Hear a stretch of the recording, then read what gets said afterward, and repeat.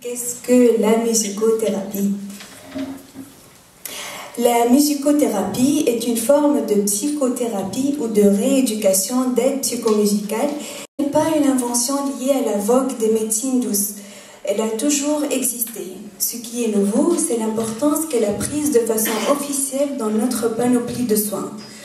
En Inde, par exemple, le raga est une musique qui correspond à un état physique et psychique bien déterminé. En Tunisie, Stambeli est une forme de guérison basée sur un système thérapeutique spécifique ayant pour principe d'étudier l'effet psychophysiologique du rythme et de la mélodie sur l'être humain. Monsieur Nasreddin Bennour, chef d'orchestre du groupe Sofi Howa al-Hub, nous apportera son témoignage sur la musique Sofi tout à l'heure. La naissance de la psychiatrie au XXe siècle a ouvert la porte à la musicothérapie. La musique qui est alors considérée comme un moyen de calmer les agités, de stimuler les apathiques ou encore de chasser les idées morbides. Monsieur Emmanuel Maslow, ici présent, psychologue et musicothérapeute à l'hôpital Robert Ballanger à Aulnay-sous-Bois, nous présentera le rapport entre la musique et la spiritualité à travers son parcours, son propre parcours. Oui. Tu vas nous expliquer ça tout à l'heure. Mais il y en a d'autres formes de thérapie à part la musicothérapie, comme par exemple la dramathérapie, la danse-thérapie ou l'art-thérapie, c'est-à-dire à travers les dessins, la sculpture.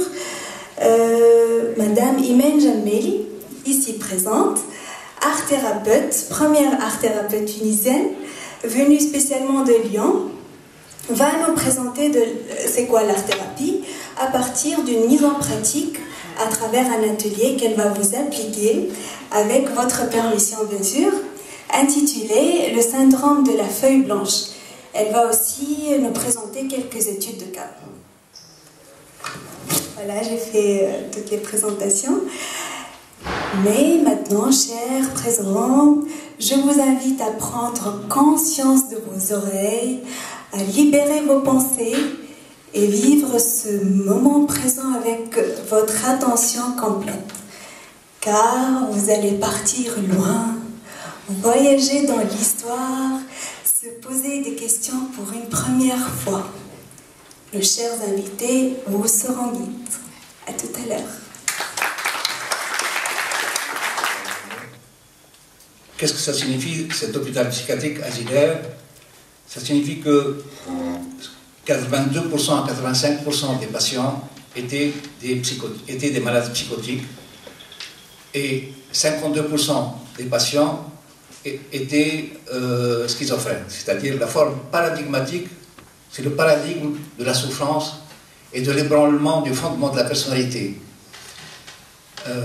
Susan Reid et son équipe à la Tavistock Clinic a eu l'idée géniale, je trouve, de simplifier au moment où nous sommes un petit peu dans cette instrumentalisation de la psychiatrie avec le DCM3, DCM4, DCM5, DCM6, peut-être bientôt, DCM7, peut-être bientôt, avec ces recettes, ces symptômes où les individus sont classés en fonction d'un nombre de symptômes et non plus en fonction de ce que ces symptômes expriment comme perturbation de la personnalité et comme étiologie, comme facteurs possibles qui ont déterminé cet ébranlement de la personnalité pour que ces symptômes émergent. Donc, Susan Reid, elle a eu l'idée géniale, je trouve, de dire, bon, pour cette maladie la plus grave, comme la schizophrénie, en fait, on peut classer les symptômes en 3 catégories. La première catégorie, c'est le fait que la personne est handicapée socialement parce que il y a une perturbation de toutes ses possibilités relationnelles. Il y a une perturbation profonde et même un blocage de toute possibilité de relation avec autrui. Et à travers cela, il y a bien sûr un retrait autistique. Le patient va fermer sa porte. Va fermer sa porte pourquoi? Non pas parce qu'il ne veut pas être en contact avec autrui, ça c'est le premier signe, le premier signal, mais tout simplement parce qu'il ressent que le rapport avec autrui et le rapport avec l'environnement est dangereux, est vitalement dangereux. Et donc c'est un mécanisme de défense qu'il utilise pour se retirer sur lui-même et bloquer sa porte sur lui-même. La deuxième catégorie de symptômes peut être classée dans un rapport direct avec cette première catégorie. C'est le fait qu'il y a une perturbation très profonde de la communication verbale et non verbale chez ce patient. La troisième catégorie, elle est aussi complémentaire, c'est le fait que l'imaginaire est complètement, la fonction de l'imaginaire est complètement ébranlée, elle est émoussée et même elle disparaît.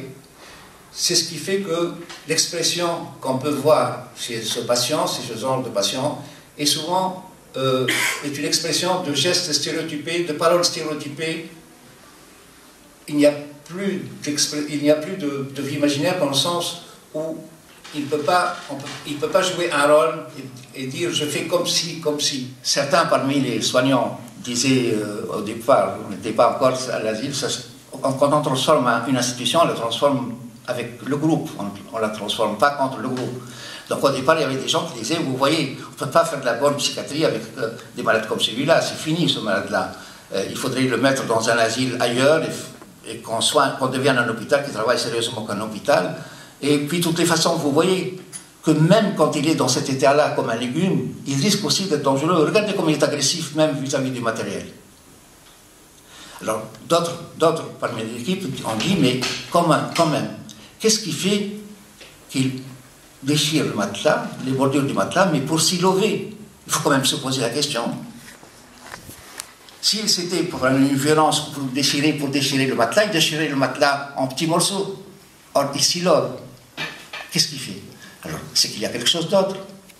C'est que peut-être l'hypothèse était venue en disant, peut-être que ce malade, parce qu'il est un vieux schizophrène et qu'il est là dans un état de retrait autistique depuis 27 ans, peut-être qu'il sent que l'environnement est dangereux pour lui, qu'il a besoin de ce que Dolto appelle l'image inconsciente, la première image inconsciente du corps, c'est-à-dire celle qui apporte la protection fondamentale.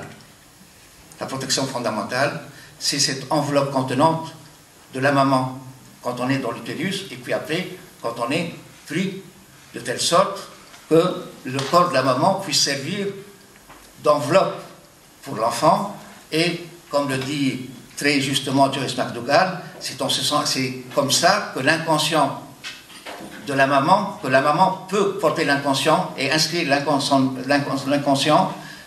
inscrire le processus originaire en son enfant. Et elle dit, c'est la maman qui est la porteuse de l'inconscient du bébé, du nourrisson. Et donc, cette enveloppe fondamentale, c'est la maman. Et en fait, peut-être que Abdelmajid cherchait simplement, en déchirant ces matelas, neufs ou vieux, à se lever, c'est-à-dire à restaurer la première relation mère-enfant. Et si on lui donnait, plutôt que de dire que c'est un malade fini, si on se demandait quelle est la sécurité fondamentale qu'on offrait aux gens qui ont besoin d'une sécurisation fondamentale dans le service, et quels sont les moyens d'apporter cette sécurisation fondamentale dans le service. Et à partir de cette question, c'est le groupe lui-même qui a commencé à apporter la réponse. Le groupe de psychothérapie institutionnelle, c'est-à-dire l'ensemble des malades, qui devenaient thérapeutes pour eux. Le groupe devenait lui-même thérapeute pour le groupe et pour chacune des individualités dans le groupe. C'est là qu'ils ont découvert, ils ont dit, mais pourquoi en fait, c'est le groupe qui peut l'aider. Et au lieu de cette enveloppe matérielle inerte, on a découvert que le groupe pouvait offrir à ce malade, à ce patient, une enveloppe vivante, mobile, un contenant vivant et mobile. C'est le groupe qui devient un contenant. Et c'est ce qui s'est passé avec la musicothérapie. À partir du moment où le groupe offrait une sécurisation fondamentale, il a pu recevoir, il a pu écouter la parole, et le musicothérapeute a pu écouter sa parole qui n'était pas prononçable, et lui aussi a pu écouter l'échange et la rencontre avec le musicothérapeute et avec le groupe. C'est-à-dire c'est le groupe qui allait offrir le rôle d'enveloppe contenante, mais c'est une enveloppe vivante et mobile. Alors, place au film un petit peu.